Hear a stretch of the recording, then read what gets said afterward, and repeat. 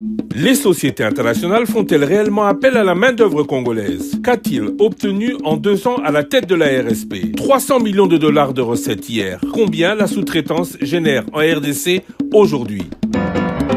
Face à face spécial, je reçois ce vendredi 10 janvier, après le journal de 19h, en direct à Bruxelles, Miguel Cachal-Katembe, DG de la RSP, l'autorité de la sous-traitance. Rediffusion samedi 11 janvier, après le journal de minuit, après le journal de 7h. Chers auditeurs, chers téléspectateurs, bonsoir pour cette première émission face à face de l'année. À tous, meilleurs vœux. On parle surtout de santé, on parle de bonheur et puisque Moutassa Larambo, comme on dit en lingala, c'est l'homme qui fait l'argent et pas l'argent qui fait l'homme, et beaucoup de prospérité pour vous en cette année 2025. Nous allons essayer, où que nous soyons, nous sommes aujourd'hui en Belgique, de recevoir le maximum d'acteurs, de vous tenir au mieux informés de l'actualité. Et l'actualité en 2025, on parle, le président l'avait annoncé lors de son élection, de la création de beaucoup d'emplois. Pour cette première émission, nous allons recevoir le directeur général de l'ARSP, qui est l'autorité de régulation de la sous-traitance dans le secteur privé, monsieur Miguel Cachal-Katembe. Bonsoir. Bonsoir. Merci d'être avec nous. Alors, on va parler de vos nouvelles missions. Vous en êtes assigné. Merci d'avoir choisi Top Congo FM pour les annoncer en exclusivité. Alors, parlons d'abord de l'ARSP. ARSP, j'ai dit que c'est l'autorité de régulation de la sous-traitance dans le secteur privé qui a pour but de planifier, de contrôler, de concevoir et de proposer des réformes en matière de sous-traitance dans le secteur privé en République démocratique du Congo. Alors, première question. Pourquoi la RSP, dit-on, est-elle si essentielle à l'économie congolaise, monsieur Cachal-Katembe? La RSP, bonsoir d'abord, monsieur Christian, merci. La RSP est essentielle à l'économie congolaise, conformément d'abord à ses missions. Donc, comme vous le savez, conformément à la loi numéro 17/001, qui fixe les règles applicables à la sous-traitance. L'objectif, qui est celle de protéger la main-d'œuvre locale, de protéger l'expertise locale. Et comme vous le savez, la RSP entend concevoir la mise en œuvre, le suivi, évaluation de la politique nationale et des politiques sectorielles du contenu local. Donc aujourd'hui, on ne peut pas s'en passer du contenu local pour le développement d'un pays. Et la RSP ou la loi sur la sous-traitance est une loi qui est là pour promouvoir la chaîne des valeurs locales. Donc cette chaîne des valeurs locales entre dans l'économie ou dans le développement de l'économie nationale. Dit plus simplement, vous êtes là pour protéger le Made in RDC. Pour le moment, c'est d'abord la sous-traitance. On est au niveau de la sous-traitance. Effectivement, Made in RDC, le contenu local ou la main-d'œuvre locale ou l'expertise locale, c'est du Made in DRC. Quels sont les objectifs, parce que vous êtes, il faut le rappeler, à cette fonction depuis le 25 octobre 2022, quels étaient les objectifs stratégiques avant qu'on parle du reste? Dites-nous, quand vous êtes arrivé à la tête de cette ARSP, vous venez y faire quoi? Vous savez, d'abord qu'il y a toute une vision et une volonté politique derrière tout ça du président de la République. Certes, la loi ne suffisait pas. Il fallait une volonté politique qui est celle du président de la République, chef de l'État, que d'ailleurs je félicite parce qu'il prend à cœur l'entrepreneuriat et il veut que les systèmes entrepreneuriaux de notre pays puissent se développer. C'est comme ça que vous avez vu que sur son aire, il y a plusieurs structures qui sont nées afin de pouvoir promouvoir l'entrepreneuriat dans notre pays. Alors l'objectif, comme je le disais, c'est conformément d'abord à notre mission et conformément aux textes légaux. Donc qui est celui de promouvoir la classe moyenne, de développer la classe moyenne congolaise, avec comme conséquence d'avoir beaucoup plus de PME. Comme nous le disons, nous sommes ici à Bruxelles aujourd'hui. Vous allez faire les statistiques, vous allez voir que en Belgique, il y a plus de PME que les grandes entreprises. Et vous allez faire les statistiques, vous allez voir que les PME belges sont des plus grands contribuables à l'économie belge que les grandes entreprises. Pourquoi? Parce que les PME résolvent les problèmes directs de la population. Plus il y a beaucoup de PME, plus il y a une grande population qui accède à l'emploi, qui accède à la création des richesses sur toute l'étendue du territoire national. Aujourd'hui, vous dites promouvoir, développer la classe moyenne. Est-ce que ça, c'est énorme comme tâche? Vous commencez où? Ça commence comment? Où? Tout, d'abord, comme je venais de le dire, c'est la volonté politique. Le chef de l'État l'a dit lors de sa campagne. Il a dit qu'il veut développer l'économie du pays. Il a même dit qu'il voulait qu'il y ait l'indépendance économique du Congo. Donc, quand on dit l'indépendance économique du Congo, on entre dans le contenu local, promouvoir la main-d'œuvre locale, la production locale et aussi protéger l'expertise locale, comme vous venez de dire, Made in Congo. Et je le dirais même qu'il n'est pas le premier chef de l'État à le dire ou à pouvoir avoir ces initiatives. Vous le savez très bien qu'en 1933, le président Roosevelt avait promulgué la loi Buy American Act en 1933. Et en 1975, le président Giscard d'Estaing l'avait fait. Et en Afrique, il y a des pays qui l'ont fait sous le leadership des chefs d'État. Le président Obasanjo au Nigeria, le président Nelson Mandela, le président Magufuli de la Tanzanie. Donc, il y a plusieurs chefs d'État africains qui ont compris que le développement de l'économie en interne est plus important à la contribution du développement ou du boom économique d'un pays. Quels sont les résultats concrets que vous avez obtenus depuis que vous êtes là? Je peux dire que dès notre avènement à la tête de la RSP, premièrement, d'abord, les Congolais étaient à 90% absents dans le marché de la sous-traitance. Et beaucoup de Congolais ne savaient même pas que c'était quoi exactement la sous-traitance. Ça démontrait noir sur blanc que la sous-traitance ou l'entrepreneuriat au Congo était presque inexistant. Comme je venais de dire, c'est au travers de tout ça que le président de la République a donné beaucoup d'impulsion. Parce qu'il a vu qu'il y avait vraiment absence de cette culture entrepreneuriale. Et c'est ce qui a justifié même la création des autres structures qu'il a mises en place. Et nous l'avons aussi constaté, qu'il y avait vraiment des Congolais qui étaient absents. Et hormis ça, les systèmes illicites, bien que la loi existait, beaucoup de Congolais étaient dans la sous-traitance, mais comme des prêtres, non. Presque à 90%. La sous-traitance, il faut le rappeler, qui principalement en ce qui concerne la RSP, des entreprises arrivent de l'étranger, viennent s'installer au Congo, font tout par elles-mêmes, alors qu'elles devaient céder des marchés aux Congolais. C'est bien ça? Effectivement, c'est... Où on est en termes de résultats concrets aujourd'hui, est-ce que ça n'existe plus? Est-ce que quand une société étrangère arrive au Congo, elle sous-traite vraiment et elle n'amène pas avec elle son catering, ses ouvriers et autres?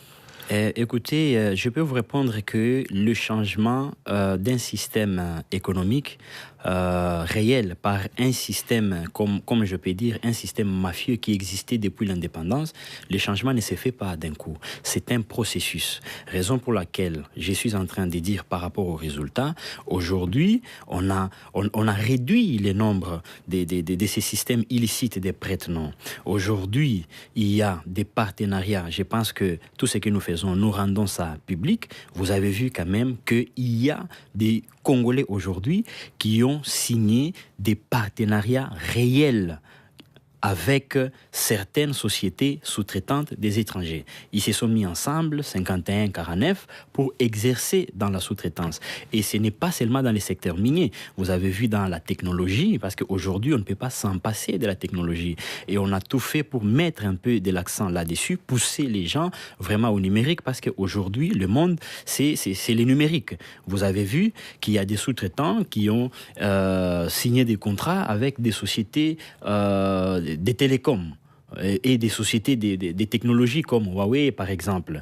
Donc, et aussi dans les secteurs miniers, aussi dans les secteurs brassicoles. Certes, aujourd'hui, on ne peut pas quand même s'en passer des mines. C'est un secteur clé où il y a beaucoup plus de sous-traitants, mais l'objectif, on pousse aussi beaucoup des sous-traitants congolais ou des entrepreneurs congolais à aller dans d'autres secteurs pour pouvoir diversifier l'économie et créer de l'équilibre. La RSP fait quoi? Elle identifie les sociétés qui arrivent, elle les oblige à travailler, ou ce sont ces sociétés qui vont s'inscrire chez vous et qui font comme elles veulent? En fait, la loi est déjà là et la loi a tout réglé. Et nous, on régule conformément aux textes légaux parce qu'on doit rester dans la légalité par rapport à nos fonctions pour préserver le climat des affaires. Parce que le climat des affaires, il est très important.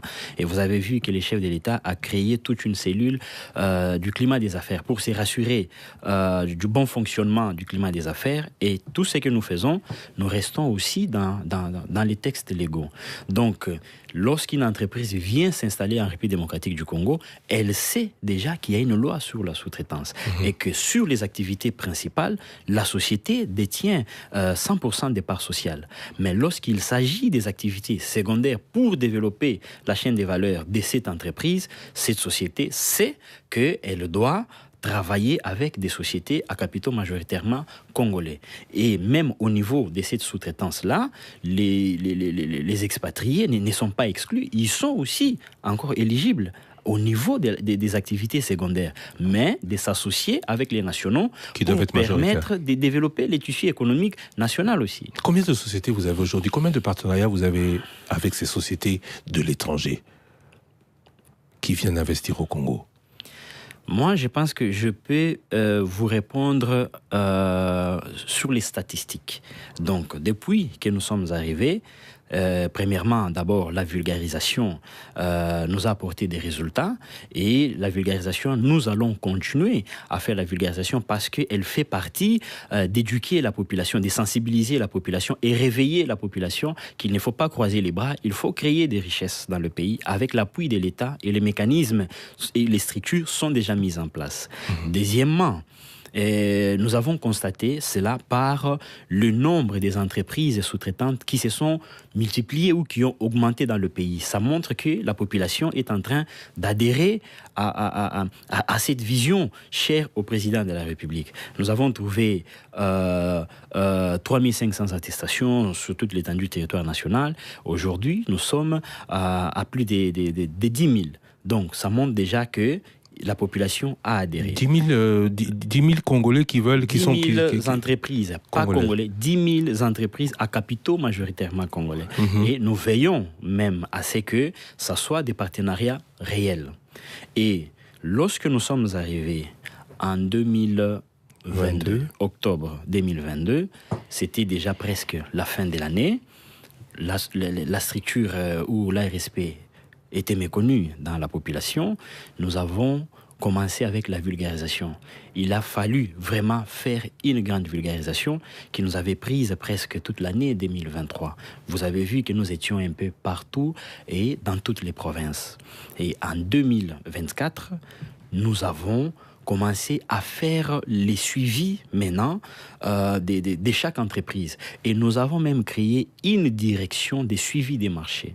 Parce que seul le contrôle ne suffit pas. Parce qu'on peut contrôler et puis quand on part, les gens rentrent dans des mêmes processus illicites. Donc nous avons créé une direction de suivi des marchés en permanence entre les sociétés principales et les sociétés sous-traitantes pour faire les suivis des appels d'offres. Parce qu'aujourd'hui, tous les marchés, c'est au travers les appels d'offres. C'est pour servir la transparence. Parce que quelqu'un qui est, par exemple, dans la diaspora, au Canada, ici à Bruxelles, aux États-Unis, en Afrique du Sud, il doit avoir l'information qu'il y a des marchés ou des opportunités dans telle entreprise. C'est au travers des appels d'offres qui sont publiés aujourd'hui sur les sites de l'État et sur d'autres médias pour permettre la population à avoir l'information. Et nous avons eu des résultats positifs quant à ce. Nous sommes arrivés en 2022. En 2022, nous avons fait les statistiques sur toute l'étendue du territoire national. D'un grand pays comme le Congo, le marché de la sous-traitance, il n'y avait que 300 millions de dollars.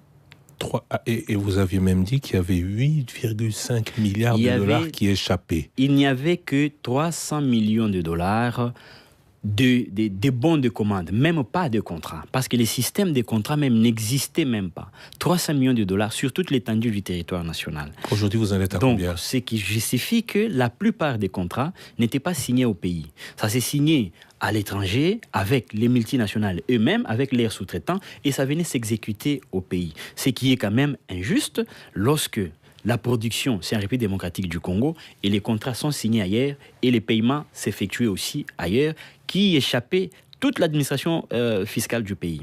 Mais aujourd'hui, par rapport aux statistiques que nous sommes en train de faire, et nous allons publier ces chiffres. Aujourd'hui, nous avons demandé à toutes les entreprises principales de nous envoyer tous les contrats signés en 2024 parce que nous voulons rendre cela public et cela doit servir de la transparence de ce que nous sommes en train de faire et la transparence aussi des sociétés principales par rapport à l'adhésion à cette vision du chef de l'État, à leur contribution du développement de la classe moyenne. Donc, jusque-là, nous avons 17 sociétés minières, nous avons 2 sociétés brassicoles, nous avons des sociétés des cimenteries et nous avons, je crois, 1 ou 2 sociétés d'agroalimentaire. Et sur l'ensemble des chiffres d'affaires, des contrats qui ont été signés sur le 23 sociétés, nous sommes à 1,6 milliard. Vous avez multiplié par 5. 1,6 milliard. En un an. Ou en 2023, ça c'est les chiffres 2023. Chiffres 2024, de janvier à décembre 2024. Je venais de le dire, en 2023, on n'a pas vraiment travaillé parce que nous nous sommes concentrés sur la vulgarisation. La loi était méconnue, même la structure ARSP était méconnue. Il fallait mettre toutes les parties prenantes ensemble parce qu'il y a eu cette méfiance des sociétés principales d'accorder des marchés aux Congolais parce qu'ils se disaient qu'il n'y avait pas de l'expertise. Or, la question de l'expertise était déjà résolue dans la loi. Donc vous avez multiplié par 5 l'argent qui aujourd'hui peut être déclaré produit par des sociétés majoritairement constituées par des Congolais, mais effectivement. Vous annonciez 8,5 milliards, on est encore loin du compte. Ce n'est que 23 sociétés. Ce sont les rapports des 23 sociétés seulement. Nous n'avons pas encore fini. Okay. Juste de 23 sociétés. Et sous les 23 sociétés, nous avons 17 sociétés minières, comme je venais de le dire. Nous avons des sociétés brassicoles. Nous avons des sociétés de télécoms. Nous avons, je crois, 1 ou 2 sociétés agroalimentaires. Mais nous sommes en train de travailler sur les rapports. Nous allons rendre ça public pour servir à la population de la transparence. Mais aussi, l'objectif majeur est de voir dans les 1,6 milliard, quels sont les produits qui ont été beaucoup plus vendus. Quels sont les services qui ont été beaucoup plus prestés pour permettre à la population de faire des partenariats extérieurs avec d'autres partenaires, amener des usines au Congo parce qu'on suppose qu'il y a la demande dans le pays. Donc c'est ça, c'est tout un travail que nous sommes en train de faire autour de ça. Et je pense que nous allons rendre public les rapports dont je viens de vous dire. Et d'ailleurs, lorsque nous avons demandé aux entreprises principales de nous envoyer tous les rapports, le gouvernement était en copie, le cabinet du chef de l'État était en copie. Donc il y a de la transparence dans ce qui est en train d'être fait. Elles se sont exécutées volontairement, sans problème. Je suppose que toutes celles qui viennent investir et qui hier signaient avec leur propre sous-traitance ne se sont pas laissées faire comme ça. Quels sont les obstacles principaux ? Bon, en fait, c'est les résultats aussi de la vulgarisation. Qu'il fallait mettre les parties prenantes ensemble parce qu'il y avait cette méfiance où quelqu'un s'est dit, bon, est-ce qu'il y a de l'expertise ? Je ne mettrai pas ma société en danger en faisant ceci.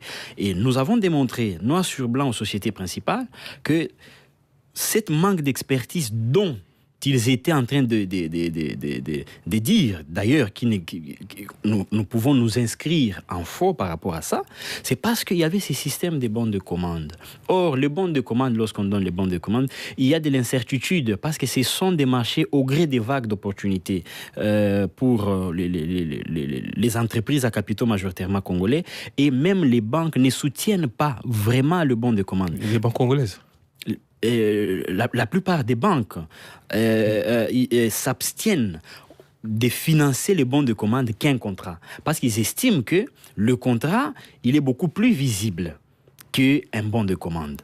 Et les 1,6 milliard, je peux vous dire que 90%, ce sont des contrats. Ce sont des contrats. Et ces contrats permettent de sécuriser tout le monde. Et la société principale qui sait faire un planning pour la livraison ou la prestation des services de son sous-traitant, les sous-traitants de son côté, c'est aussi faire un planning des livraisons et comment il va payer ses agents et comment il va peut-être rembourser l'argent pris à la banque. Ça veut dire ça, et la banque aussi a une visibilité. Ça veut dire toutes les parties prenantes ont une visibilité sur un contrat que sur un bon de commande. Donc, notre combat était d'abord de faire en sorte que les entreprises à capitaux majoritairement congolais dans la sous-traitance obtiennent des contrats et non de bons de commande. Certes, comme je venais de le dire, il y a encore des problèmes. La population, on ne va pas les sentir à l'immédiat. Lorsque le président Roosevelt avait promulgué la loi Buy American Act, ce n'était pas à l'instant même que les Américains avaient senti ces changements de ces développements. Mais c'est après qu'on a constaté qu'il y a eu des milliardaires américains. Lorsque le président Giscard d'Estaing, de même, avait promulgué cette loi en 1975, on n'a pas senti ces changements. Les Français n'ont pas senti ces changements d'un coup. C'est au fur et à mesure, parce que les changements d'un système économique, c'est comme un enfant. Donc, c'est en train de grandir. Nous avons décrié, lorsque nous sommes arrivés, qu'il y avait plus de 8 milliards de dollars qui s'évaporaient dans le pays. Je pense qu'aujourd'hui, quelle sera votre question ? C'est les 7 milliards. Qu'en avez-vous fait de ça ? Est-ce que vous avez capté ou vous avez continué de vous plaindre? Donc aujourd'hui, vous avez capté 1,6 milliard. 1,6 milliard, c'est un rapport mi-parcours. Nous n'avons pas encore fini. Je crois qu'au mois de février, nous allons encore donner d'autres statistiques 2024. Et ça veut dire aussi qu'il reste 7 milliards dans la nature. Je viens de le dire que c'est un rapport mi-parcours de 2024. Donc, au mois de février, les rapports qu'on a donnés, c'est juste pour 23 sociétés. Donc, il n'y a pas 23 sociétés en République démocratique du Congo. Vous avez dit il y a beaucoup plus. Vous avez même dit qu'il y a 10 000 sociétés de sous-traitance congolaises. À capitaux majoritairement congolais. Oui. Mais ces sociétés, c'est quoi? Ce sont des sociétés qui se sont vues. Beaucoup de gens, on parle de transparence et de gouvernance maintenant, dans le chef de la RSP. Beaucoup de gens disent que les contrats, vous les favorisez pour des gens proches à vous. Comment s'organise cette régulation? Est-ce que vous êtes au-dessus de tout soupçon? Merci. Je vais répondre à votre question. Premièrement, il faut savoir que ce n'est pas l'ARSP qui attribue les marchés aux sous-traitants. C'est les sociétés principales. Et comme je venais de dire, tout ce que nous faisons, nous avons une loi dont nous respectons les textes. Donc, quand vous regardez dans les textes de l'ARSP, on ne vous dira pas dans le décret où c'est mentionné que c'est l'ARSP qui attribue des marchés aux sous-traitants. C'est pas vous, c'est pas l'ARSP. C'est ce que je vous dis, nous, tout ce que nous faisons, nous devons rester dans les textes légaux. Donc, ce n'est pas l'ARSP qui attribue les marchés, c'est les sociétés principales. Mais pour mettre des mécanismes de transparence, parce que même les sociétés principales, nous avons dit qu'ils donnaient des marchés à certaines sociétés qu'on estimait être des sociétés principales déguisées. Alors, pour qu'il y ait de la transparence des parts et d'autres, c'est comme ça que nous avons dit qu'il faut publier les appels d'offres pour permettre à tout le monde de pouvoir tenter sa chance. Il n'y a pas de société locale privilégiée. Il n'y a pas de société locale privilégiée parce que c'est comme les élections. Donc, quand nous allons aux élections, c'est tout le monde qui tente sa chance. Mais certes, il faut toujours savoir que lorsqu'il y a des perdants, des fois, ils cherchent toujours à se justifier. Vous ne vous imposez pas. Mais pourquoi nous allons nous imposer? Parce que nous, tout ce que nous faisons, c'est conformément aux textes légaux qui nous régissent. Donc, nous restons dans la légalité. Et comme je venais de le dire, c'est comme les élections, comme je peux dire. Par exemple, il y a un appel d'offres pour 200 sociétés qui vont soumissionner, mais pour qu'il y ait seulement 1 ou 2 gagnants. Parce que la plupart des sociétés principales donnent quand même un contrat à 2 ou 3 sous-traitants. Pourquoi? Parce que si l'autre ne parvient pas à livrer, l'autre peut combler les vides. C'est pour permettre à ce que la société principale ne soit pas totalement bloquée. Mais s'il y a par exemple 200 entreprises qui ont soumissionné à l'appel d'offres, pour qu'il n'y ait que 2 ou une seule société qui gagne, les autres auront toujours d'autres interprétations. C'est comme les élections. Quand nous allons aux élections, il y a 25 ou 20 000 candidats pour 500 sièges. Mais ceux qui perdent, par ces mécontentements, tout le monde interprète dans sa manière. Non, mais la CENI a favorisé tel, c'est la CENI qui a favorisé tel. Donc, moi, je pense qu'on ne doit pas être dans ces débats. Nous devons plutôt être dans le débat des résultats. Mais ceux-là qui perdent aussi, moi, je les encourage, je n'ai pas croisé les bras. Parce que l'entrepreneuriat, c'est les sacrifices. L'entrepreneuriat, c'est le courage. Donc, vous tombez, faites tout pour se relever. Donc, il faut tenter sa chance jusqu'à réussir. Donc, c'est le message que moi, je peux donner aux autres sous-traitants qui interprètent deux fois les choses dans leur manière. Alors, on parle de la RSP, je rappelle que vous avez dit que vous avez multiplié par 5 encore, à mi-parcours, on n'a pas tous les chiffres de 2024. Mais vos prochaines priorités sont lesquelles? Quels sont vos prochains objectifs? Parce qu'aujourd'hui, on parle beaucoup de sous-traitance. Est-ce que le Congo doit rester un pays de sous-traitants? Alors que d'autres pays, dans beaucoup d'autres pays, on parle déjà de local contact, on ne parle pas que du Nigeria, on parle aussi de l'Afrique du Sud et de nombreux autres pays. Est-ce que vous allez continuer, vous, à faire en sorte que nous soyons les meilleurs sous-traitants ou que nous puissions aussi, nous, Congolais, avoir du contenu local? Sur cette question, en fait, d'abord, conformément à l'article 5, qui dit ceci: en matière du contenu local, l'ARSP entend concevoir la mise en œuvre, le suivi, évaluation de la politique nationale et des politiques sectorielles du contenu local.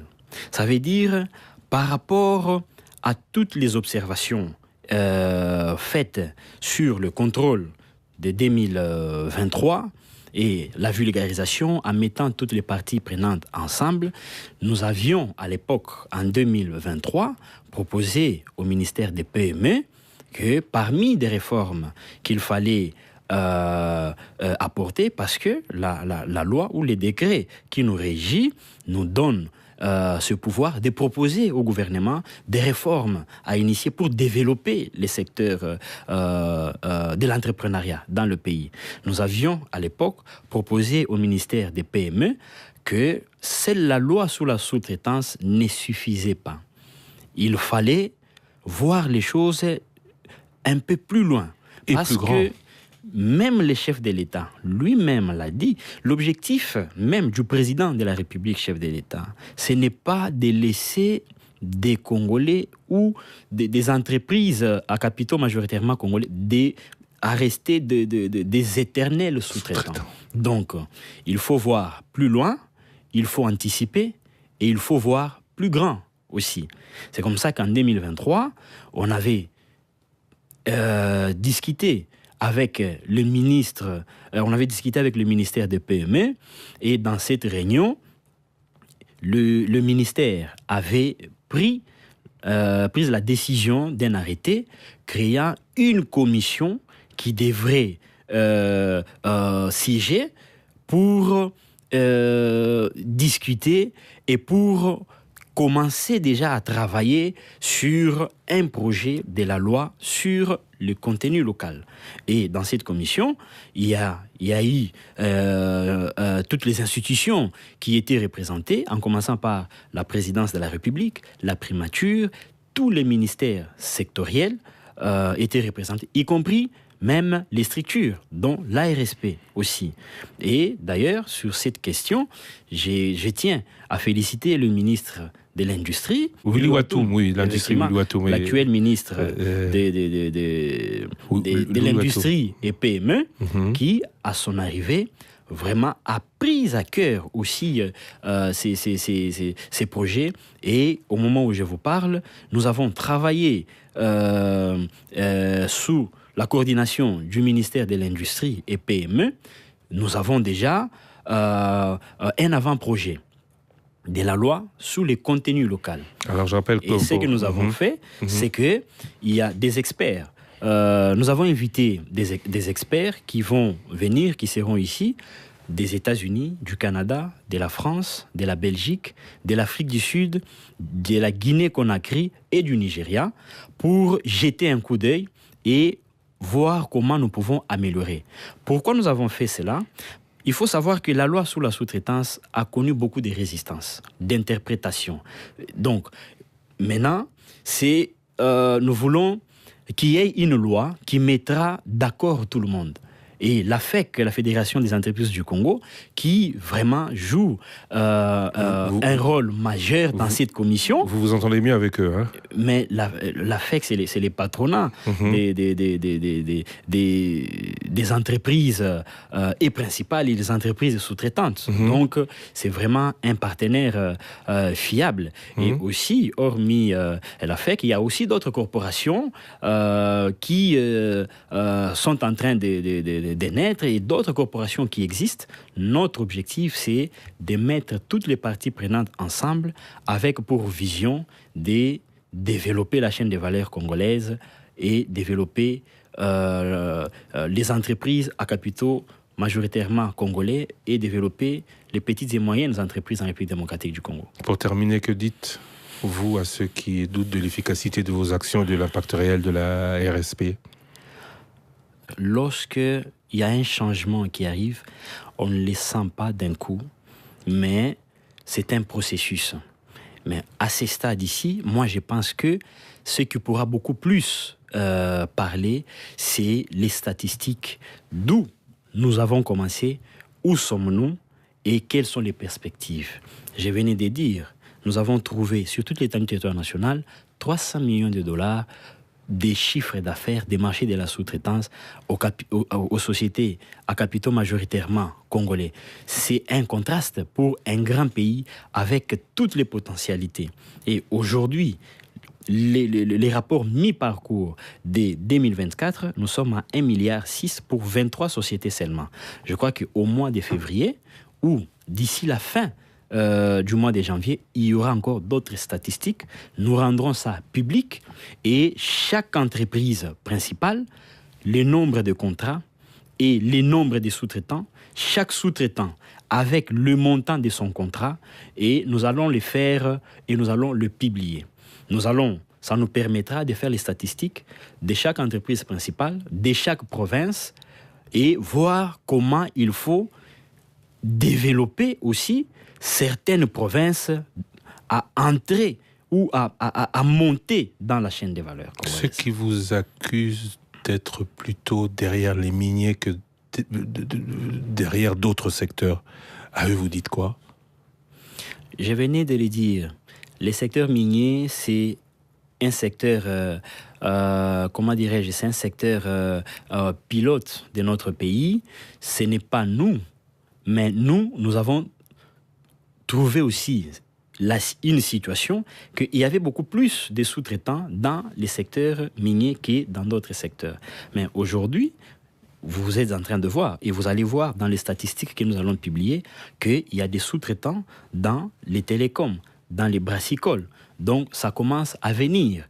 Donc, et l'objectif, c'est même ça, la diversification de l'économie. Ce n'est pas de rester concentré dans les mines.